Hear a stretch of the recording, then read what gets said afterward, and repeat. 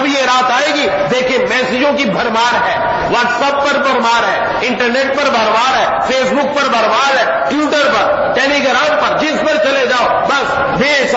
چل رہا میسج چل رہا، پتہ نہیں کہ اس کے پیچھے کہانی کیا ہے، اور بس اس سے پہلے ہی پہنچا دینا کہ بس ایک رات بڑی عظیم الشان آنے والی ہے، مجھے معاف کر دینا، مجھ سے کوئی غلطی ہوگی وغیرہ وغیرہ وغیرہ، سمجھے کہ معافی ہو گئی، مغفرت کا ہو رہا ہے اعلان، چلو سب چلا دو، 10 بندوں کو، 20 بندوں کو، 25 بندوں کو، سب کی مغفرت ہو رہی ہے۔ اس طرح مغفرت ہوتی ہے، رب تعالیٰ کے سامنے آ کر رویا، رب تعالیٰ کے سامنے آ کر آہوزاری کی، رب تعالیٰ سے اپنے گناہوں کی معافی مانگی، والدین گھر میں ناراض بیٹھے، ان کے قدموں میں جا کر گرا، ان سے جا کر معافی مانگی، بھائی ناراض ہے، بہنیں ناراض ہے، چچا تایا ناراض ہے، کیا ان کی ناراضگی کوئی پرواہ نہیں، بس میسج چلنے سے معافی ہو جائے گی اور توبہ قابل قبول ہو جائے گی۔ آج ہم نے یہ سستا طریقہ سمجھ لیا، اور جب کوئی مہینہ شروع ہوتا ہے، المیہ ہمارا یہ ہے، ہم ایسے میسجوں کو بھیج کر سمجھتے کہ ہم نے بہت بڑا کاروبار کر لیا، ہماری مغفرت کے بہت بڑے خزانے جمع ہو گئے۔ خدا کے لیے سمجھے بات کو، پہلے بھی میں عرض کر چکا، ارے جو بات حضور سے ثابت نہیں، جو بات جناب نبی کریم صلی اللہ علیہ وسلم نے بتلائی نہیں، اس کے پیچھے پڑ جاتے ہیں، اور اس کی نشر و اشاعت اور اس کو آگے پھیلانا جس کو ثبوت تک نہیں ملتا، کسی حدیث میں ثبوت تک نہیں ملتا۔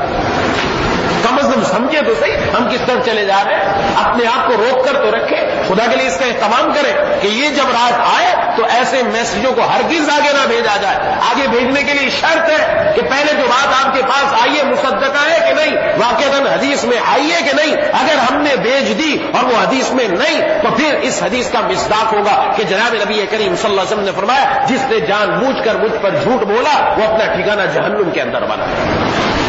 اپنا ٹھکانہ جہنم میں بنا۔ یہ کوئی معمولی بات نہیں، عجیب و غریب قسم کی باتیں سننے میں آتی ہیں، ایسی باتیں کہ آج تک کسی جگہ ملی ہی نہیں ہے، وہ باتیں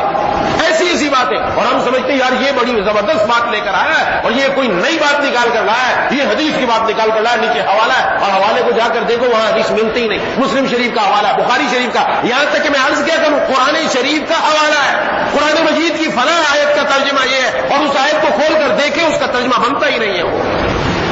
علمی ہے، یہ کون کر رہا ہے؟ مسلمان کر رہے ہیں، اور ان دنوں میں آ کر اور زیادہ نیکی کا جذبہ بڑا ہے۔ ارے اللہ کے بندے، اگر آپ کے اندر دین کا جذبہ اتنا ہی ہے، نیکی کی اشاعت کا جذبہ اتنا ہے، علماء کرام کے پاس جاؤ، مفتیان کرام کے پاس جاؤ، آپ دین کی نشر و اشاعت کرنا چاہتے ہیں، آپ کو طریقہ بتایا جائے گا، یہ بات اس چیز کو آپ اس کی نشر و اشاعت کریں تاکہ زیادہ سے زیادہ ثواب ملے، لیکن اس کی کوئی نشر و اشاعت کرنے کے لیے تیار نہیں ہے۔ والدین کے پاس جا کر بیٹھے، کتنے والدین کے حقوق آئے، کتنوں نے جا کر معافی مانگی والدین سے، کتنوں نے جا کر اس رات کے اندر اللہ ایسے بندے کی مغفرت بھی نہیں فرماتے جو والدین کا نافرمان ہے۔ کیا صرف میسج بھیجنے سے کام بن جائے گا؟ دوستوں کے ساتھ بیٹھ کر گپ شپ لگانے سے کام بن جائے گا؟ سمجھنا چاہیے ہم نے دین کو مذاق بنا لیا۔